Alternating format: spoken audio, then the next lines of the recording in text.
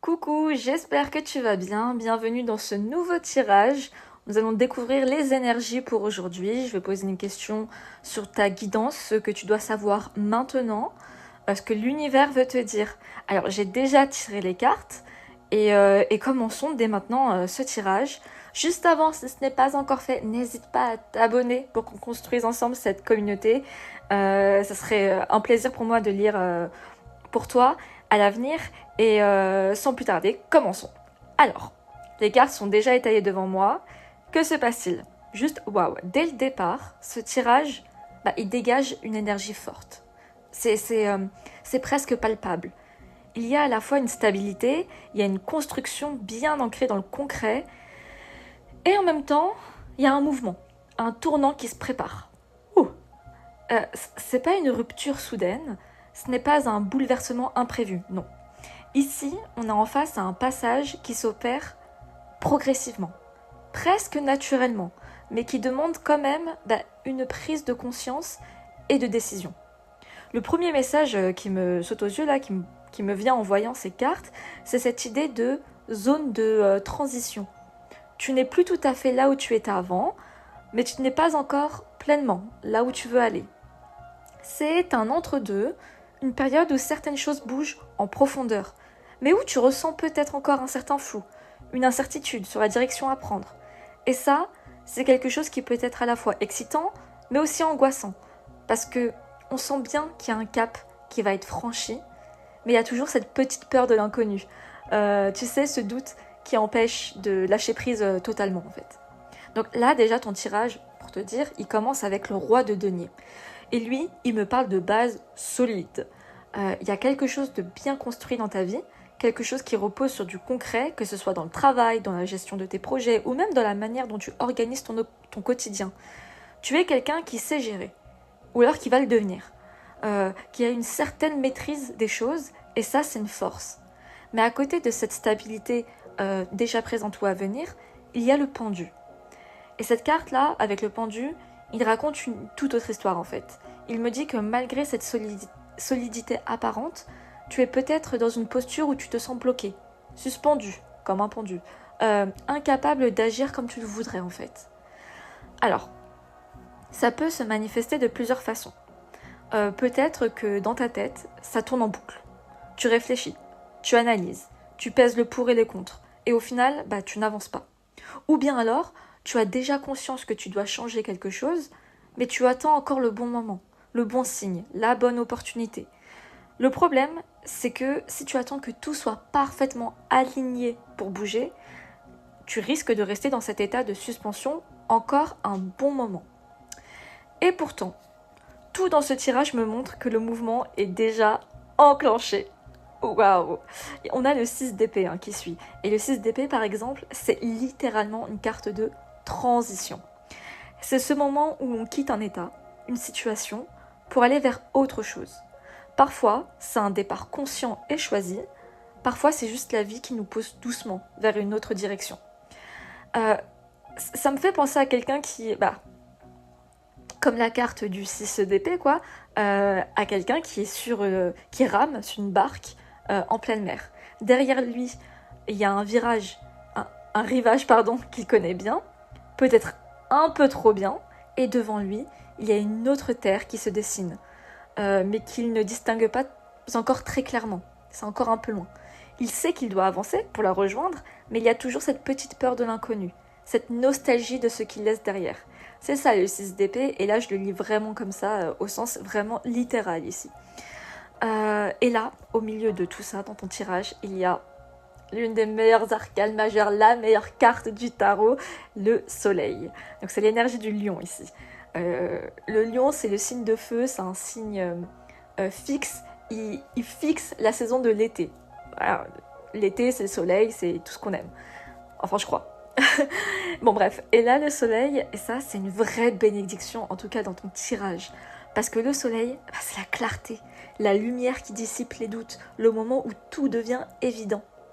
Ça veut dire que même si là, aujourd'hui quand quand tu écoutes ce que je suis en train de te dire, tu ressens encore des hésitations, à un moment donné, il y aura une illumination. Ça, c'est sûr. Il y a une prise de conscience soudaine, ou alors simplement un enchaînement d'événements qui vont faire que les choses vont s'éclaircir d'elles-mêmes. Mais pour que cette transition se fasse, il faut dépasser une hésitation. Et là, c'est le 2 d'épée qui me le montre clairement. Le 2 d'épée, il y a un choix à faire. Et ce n'est pas un choix anodin, sinon tu l'aurais déjà fait. Non, ici c'est un vrai dilemme. Il y a une part de toi qui sait exactement ce qu'elle doit faire, mais il y en a une autre part qui hésite encore. Donc tu sais ce que tu dois faire en fait. Il y a une autre part par contre qui hésite encore et qui se rapproche à ce qui est déjà connu et se demande si c'est vraiment le bon moment, si c'est vraiment la bonne direction à prendre. Et pourtant, laisse-moi te dire la force de ce tirage. On a 3 as dans le tirage. On a l'as d'épée, l'as de coupe et l'as de bâton. Donc, air, eau et feu. Ça, c'est un signe extrêmement puissant. 3 as. C'est comme 3 portes ouvertes devant toi. 3 nouvelles énergies prêtes à être saisies. On a l'as d'épée. L'as d'épée, c'est la clarté mentale. C'est les signes d'air. C'est une idée qui surgit et qui tranche net les doutes. C'est le moment où on comprend enfin ce qu'on doit faire, où l'on voit les choses sous un angle neuf, sans brouillard, sans confusion. C'est aussi une carte qui parle de communication. Donc peut-être que cette clarté viendra à travers une discussion, un échange, une vérité qui se révèle. On a l'as de coupe. Lui, c'est l'ouverture du cœur. C'est l'émotion qui se libère, le renouveau affectif, la capacité à s'ouvrir à quelque chose de neuf sur le plan émotionnel et relationnel. Il y a une vraie énergie de renouveau ici dans son tirage et une opportunité d'apporter plus d'amour, plus d'authenticité dans ta vie. Et là, on a l'as de bâton, signe de feu, c'est l'action. C'est le feu intérieur, l'impulsion qui pousse à se lancer, à initier quelque chose de neuf. Il y a ici un appel à oser, à faire le premier pas, sans forcément attendre d'avoir toutes les réponses. Parce qu'en réalité, l'énergie est déjà là. Il ne manque plus que l'action pour tout déclencher. Et là, il y a la roue de la fortune qui me le confirme. Le mouvement est déjà en marche. C'est une carte qui dit que la vie, elle suit son cours, que tout bouge en permanence et que parfois, il faut juste accepter de suivre le courant. Ne pas s'accrocher à ce qui était avant, ne pas chercher à tout contrôler. Pas facile, je sais.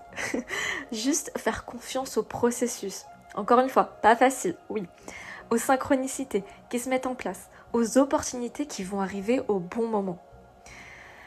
Pas simple d'y penser, pas simple d'avoir la foi, mais il faut, pas choix.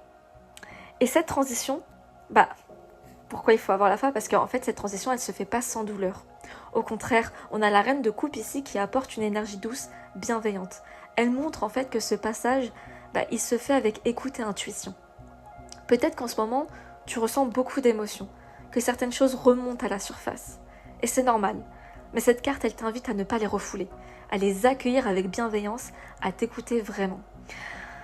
Je sais pas si tu as regardé la vidéo précédente que j'ai faite. Et c'était justement, il y avait vraiment ce message à l'intérieur d'avoir de la force en ayant de la compassion pour toi-même.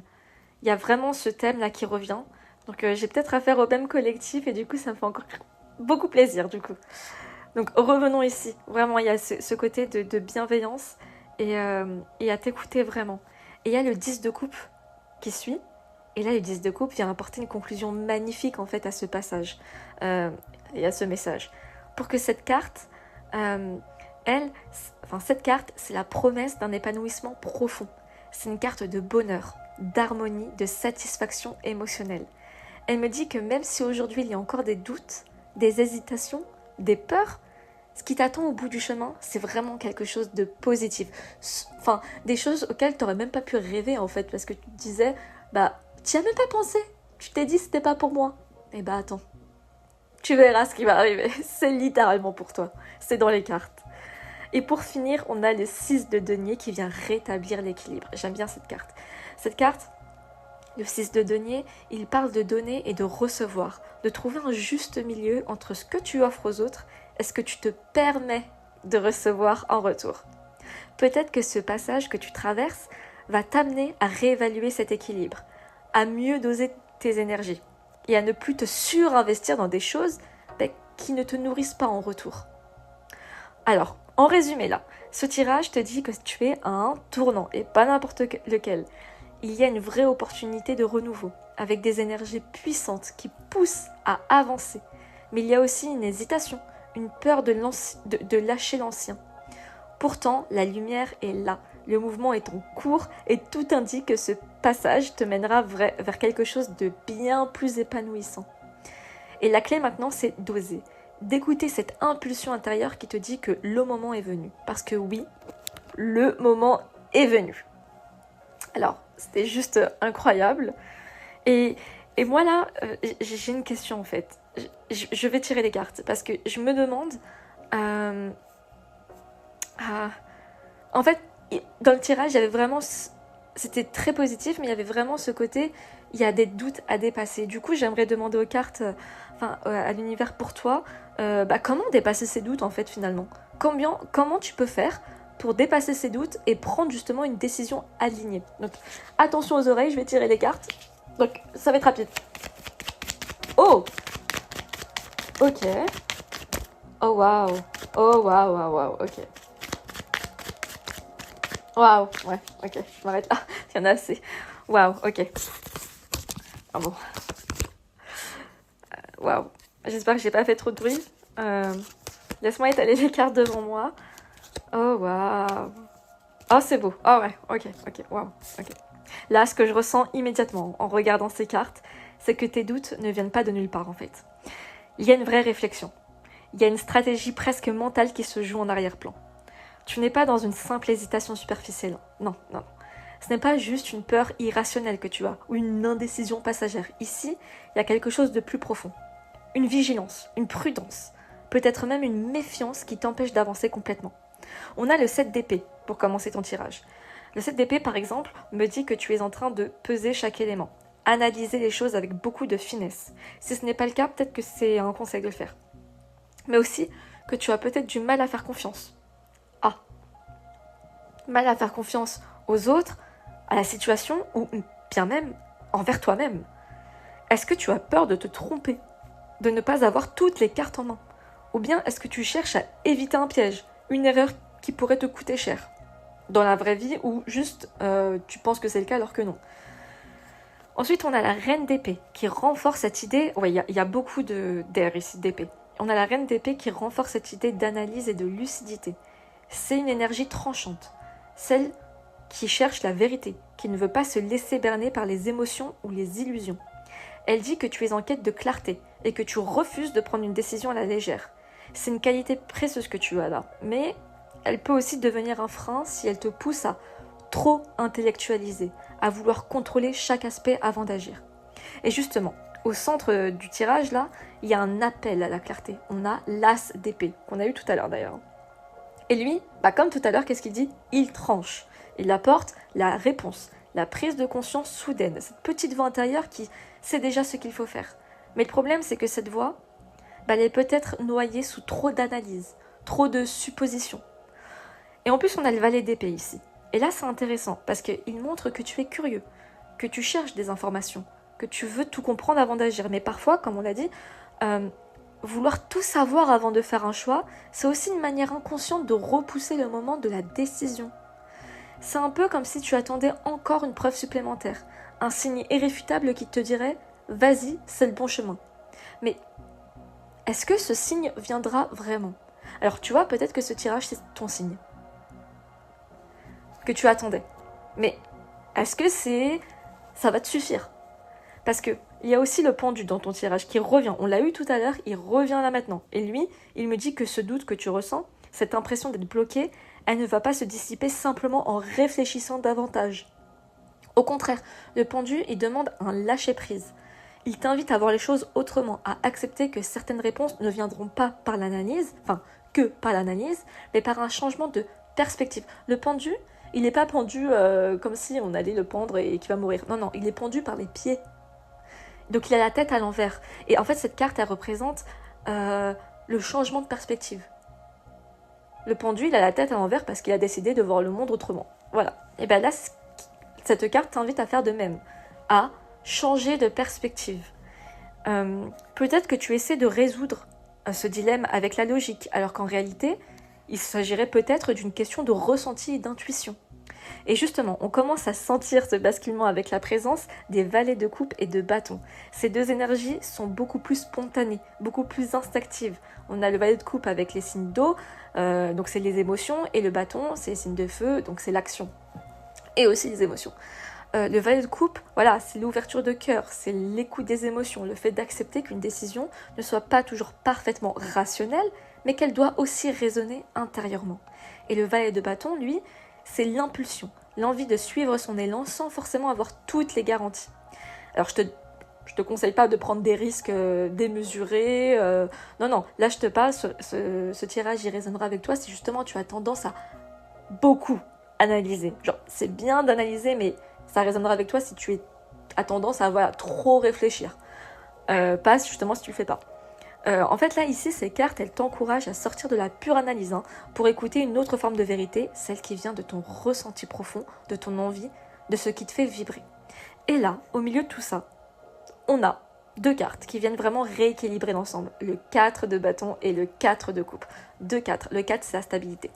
Le 4 de bâton, c'est la confirmation que ta décision doit t'amener vers quelque chose de stable, d'épanouissement. C'est une carte de célébration, de joie, de construction sur du solide.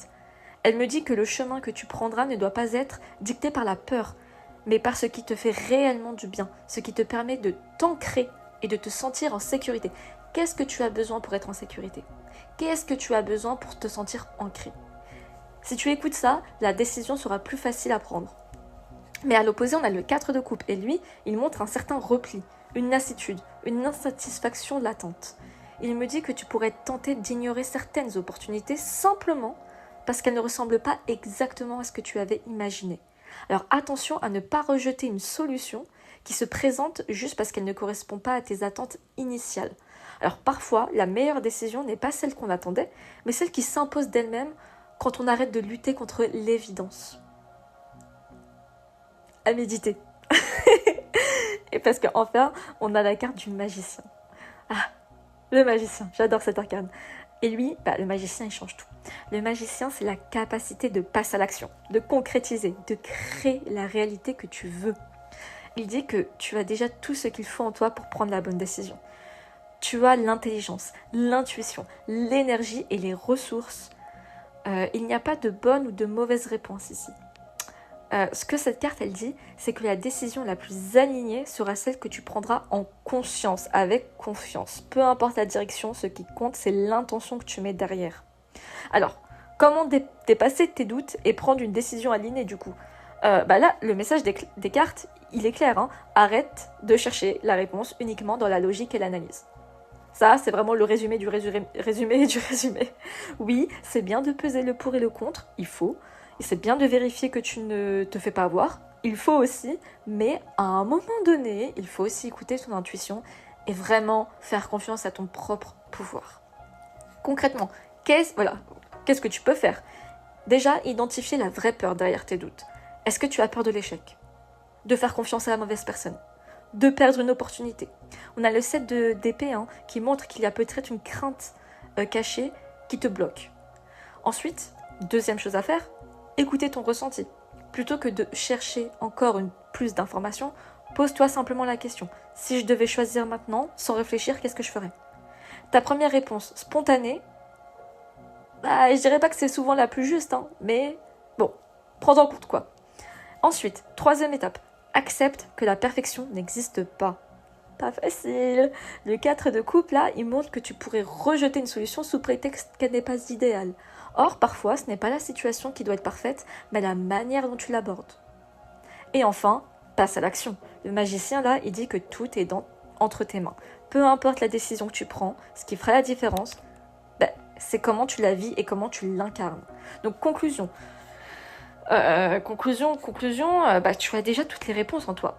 Il te suffit d'arrêter d'attendre un feu vert extérieur, d'attendre une validation extérieure et se faire confiance, arrêter de suranalyser et d'oser écouter ce que tu ressens au plus profond de toi. La décision la plus alignée sera celle que tu assumes pleinement en toute conscience. Et crois-moi, une fois que tu l'auras prise, tout deviendra plus fluide et plus évident. Parce que le vrai pouvoir, il est déjà entre tes mains. Donc super, et franchement là, j'ai envie de te tirer une carte d'un oracle, si tu veux. C'est l'oracle de la femme guérisseuse. J'adore cet oracle, il est magnifique, les cartes sont très belles. Bon, je peux pas te les montrer encore, mais quand ça viendra et quand je pourrai faire des vidéos avec les cartes sous format vidéo, je te le montrerai, il est magnifique. Donc j'ai envie de te tirer une carte. Qu'est-ce que... Désolée pour le bruit. Qu'est-ce que le collectif doit savoir? Là, tout de suite. Alors. Ah. Bah, tu vois, c'est magnifique. On a la carte 9. Lis le bonheur au présent. Non, mais alors là, oh, elle est magnifique, la carte. En plus, dommage que tu puisses pas la voir, mais bientôt. Lis le bonheur au présent. Je vais regarder dans le petit livre. Alors, vraiment, il y a cette question, voilà, de présent. D'être dans le présent. Parce qu'en fait, quand on est trop dans l'analyse, dans le mental, bah, le mental... on est dans le futur en fait.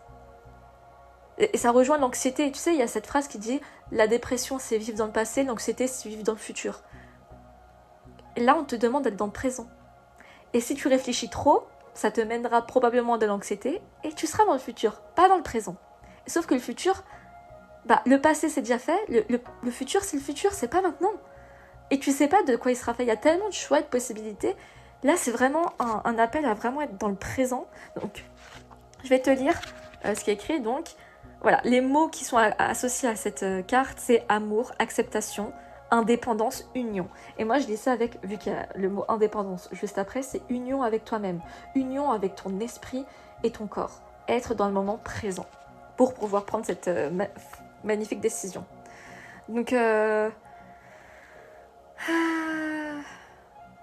vais pas te dire parce que c'est un peu trop long, mais voilà, l'idée générale était là, c'est vie le bonheur au présent, donc d'être dans le moment présent. J'espère que ce tirage t'aura plu.